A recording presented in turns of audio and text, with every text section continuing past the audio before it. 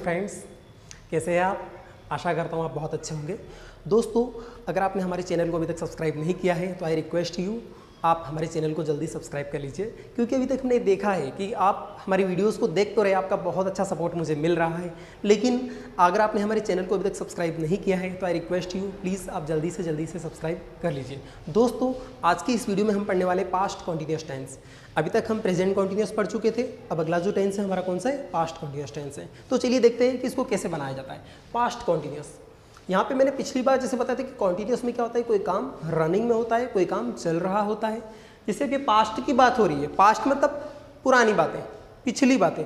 अगर पिछले समय में पास्ट में अगर कोई काम रनिंग में था, एक्शन निरंतर थी, कोई काम चल रहा था, तो उसको बताने के लिए हम किस टेंस का यूज़ करते हैं? पास्ट कॉन्टिन्यूअस टेंस का यूज़ करते हैं। ठीक है, जैसे अभी हम आ रहे थे ना, तो हमने कुछ चीज़ें देखी, रास्ते में कुछ बच्चे खेल रहे थे, एक व्यक्ति एक कार वाले को पीट रहा था। ठीक है, रोड पर पुलिस वाले जो है वो चेकिंग कर रहे थे। तो ये जो काम है, ये पास्ट की जितनी भी एक्शंस हैं, इनमें क्या हो रहा था? काम चल रहा था, पास्ट में हमने देखा था, और पास्ट में उस समय वो एक्शन चल रही थी। तो ये ऐसी चीज़ें हम जब बताते हैं तो पास्ट कॉन्टिन्यूअस टेंस रहता है। और जब पास्ट की चीज़ें हम बताते हैं तो रहा था, रही थी, रहे थे, ऐसा हर सेंटेंस के एंड में आपको दिखाई देगा।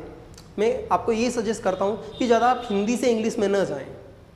आप ये सोचें, बस एक्शन को समझें कि ये कैसी है, खुद समझो और देन फॉर्मेट करने की कोशिश करें, तो और आपको अच्छा लगेगा और आप अच्छे से बना पाएंगे। यहाँ पर देखते हैं इसका स्ट्रक्चर क्या होता है। Subject plus was were plus main verb का first form plus ING plus object. ये पिछला जो हमने पढ़ रखा था स्ट्रक्चर वही का वही है, बस यहाँ पे एक चेंज हुआ है, वॉज और वर। यहाँ पे हेल्पिंग वर्ब का चेंज हुआ, वॉज और वर लगती है। अब वॉज का यूज़ हम कब करते हैं? Was, I, he, she, it, या कोई नेम आता है, जब भी ये सिंगुलर नंबर आता है तो हम उसके साथ क्या लगाते हैं? वॉज लगाते हैं।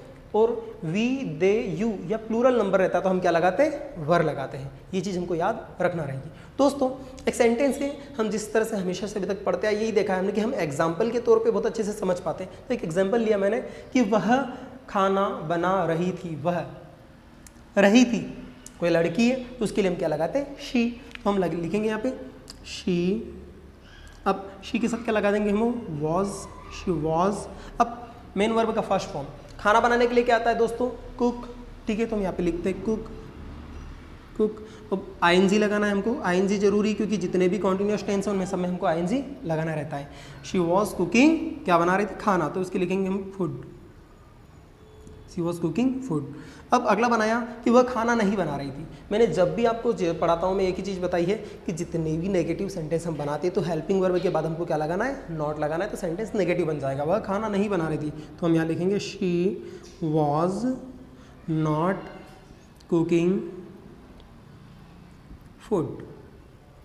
कुछ नहीं करना है, ये बनाओ। एक बार आप ये बनाना सीखे, ये वाला सेंटेंस बनाना सीख गए तो ये सारे आपको ऑटोमेटिक फॉर्मेशन में आ जाएंगे। थोड़ा सा दिमाग पे प्रेशर देना कि नेगेटिव में क्या करूं? नोट लगाना रहेगा।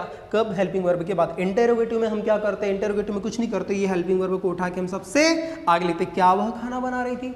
जो सेंटेंस क्या से शुरू होता है? इंटेरोगेटिव, और उसमें हम हेल्पिंग वर्ब को सबसे आगे लिखते हैं। तो हम लिखेंगे हम लोग was she cooking food, was she cooking food. क्या वह खाना बना रही थी? तो ये बन चुका है।